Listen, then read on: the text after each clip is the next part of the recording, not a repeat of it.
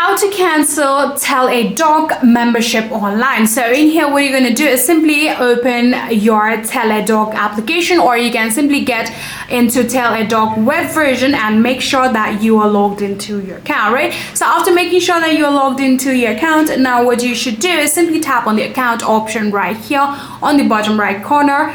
And then from there, you'll now get into your account settings. From here, now what you can actually do is scroll all the way down until you see the option of deactivate account, or you can even contact Teladoc support too, right? But I'm pretty sure that you'll actually be able to find that deactivate account. What you're going to do is simply tap on it and then follow all of their on-screen prompt in order to successfully cancel your Teladoc membership online. Or like I said, you can even contact their Teladoc support and tell them that you want to cancel your membership, and they'll be able to help you out. And that is exactly how you'll be able to cancel your Teladoc membership online.